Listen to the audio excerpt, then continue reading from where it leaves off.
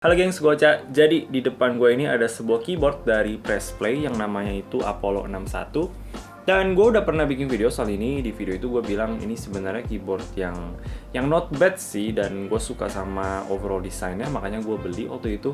Tapi sebenarnya untuk feeling ketiknya sih agak sedikit kurang ya, karena stabilizernya itu nggak ada loopnya. Dan sekarang sih gue rasa-rasa memang agak sedikit scratchy gitu. Habis itu gue iseng beli keycap yang hitam semua kayak gini, karena gue tuh cuma pengen punya aja keyboard yang hitam semua. Dan gue beli keycapnya juga gue bukan pengen pakai sehari-hari gitu, gue cuma pengen ada foto kayak gini di Instagram. Nah setelah gue pasang tuh gue ngerasa kayak ini sayang banget sih kalau gue cuman jadiin props gitu, jadiin foto di background, karena ini lumayan keren gitu desainnya. Tapi walaupun keren, kalau gue pakai untuk ketik itu feelingnya kurang enak.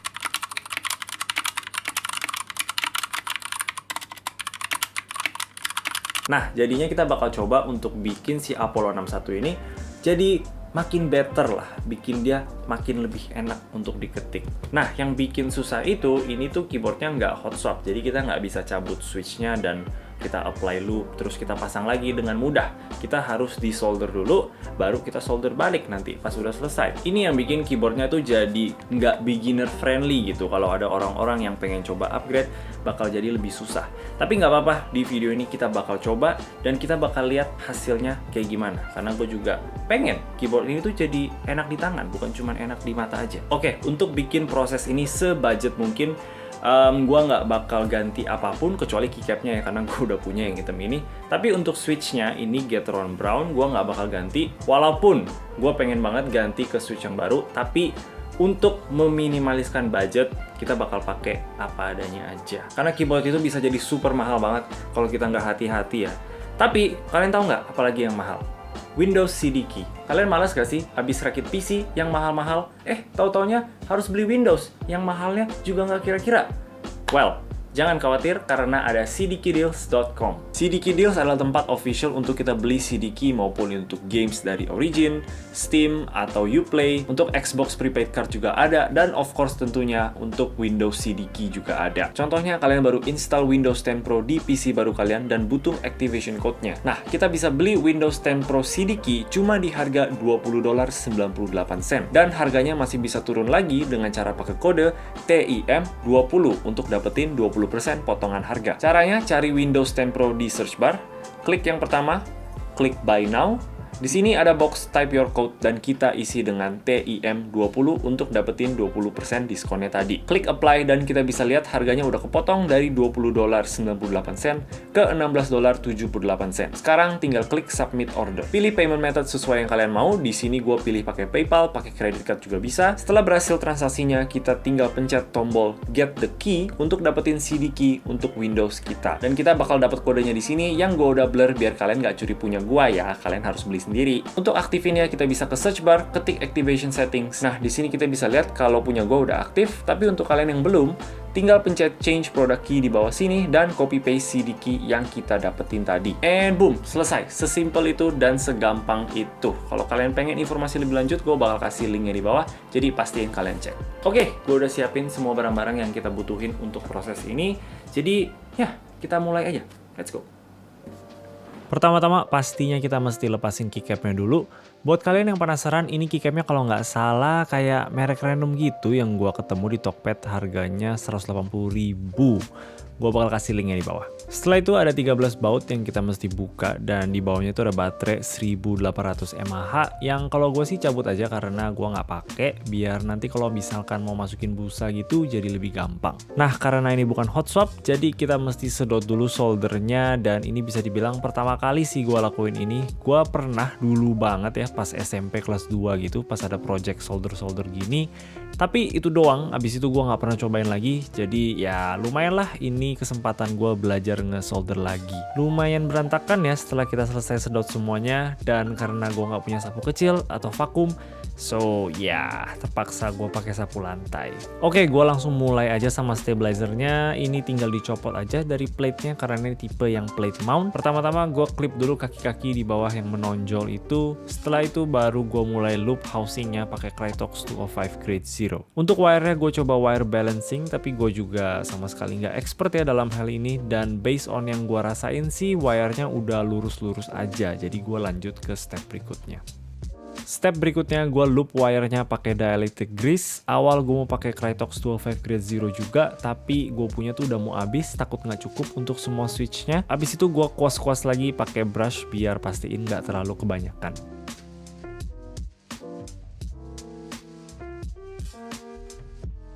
Setelah itu gue ngetes dulu stepsnya kayak gimana, double check lagi kalau misalkan masih rattle, dan spacebar sih masih sedikit rattle. Jadi gue coba bongkar lagi dan tambah loop lebih, dan sebenarnya udah lumayan hilang suaranya setelah itu, tapi tetap ada sedikit terutama di bagian kanan.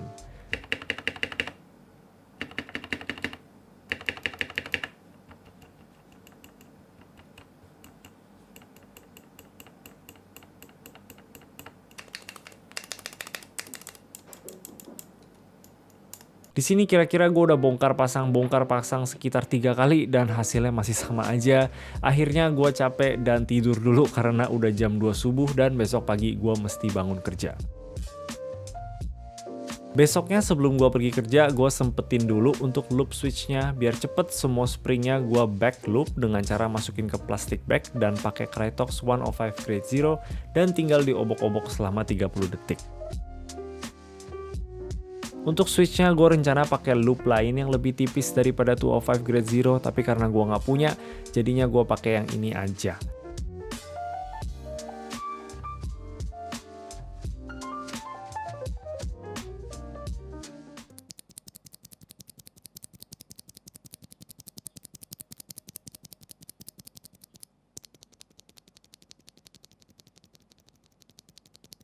Oke, kita coba balik lagi ke spasi yang masih sedikit rattle itu. Gue udah coba berkali-kali, masih aja rattle. Jadi gue attempt untuk cobain Holy Mode. Jadi itu proses masukin Hansaplast ke dalam stem stabilizernya. Kelihatannya memang sedikit rumit dan gue nggak bakal jelasin di sini. Gue bakal kasih link video tutorialnya di bawah. Dan surprise, gue rasa hasilnya ini jadi lumayan banget.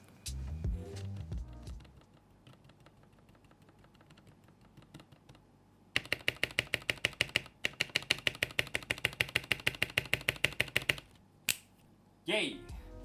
Oke, dengan itu semua selesai, kita bisa pasang balik switchnya dengan cara di solder lagi. Again, ini bisa dibilang pertama kali gue solder dan gue nggak konsisten sama sekali, tapi not bad lah, gue cukup bangga kok sama hasil solder gue di akhir.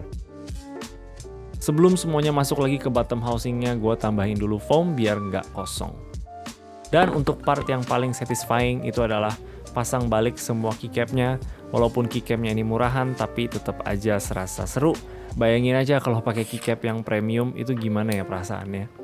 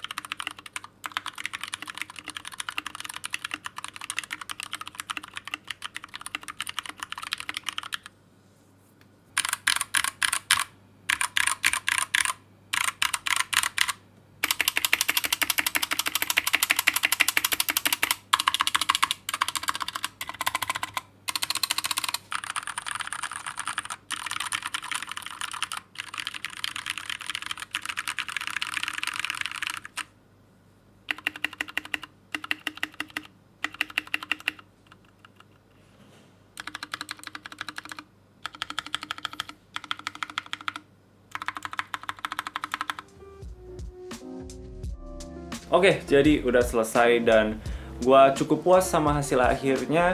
Tapi kalau gua pengen nitpick sedikit ya, sebenarnya sih masih sedikit kerasa scratchy.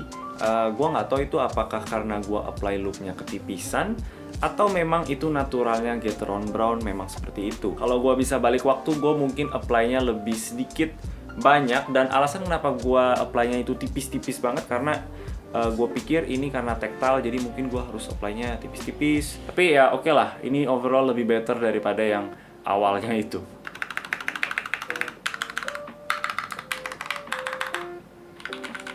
Oke, gue rasa itu aja dari gue. Kalau kalian suka sama video ini, boleh kasih like dan juga subscribe. Thank you yang udah nonton. Bye-bye.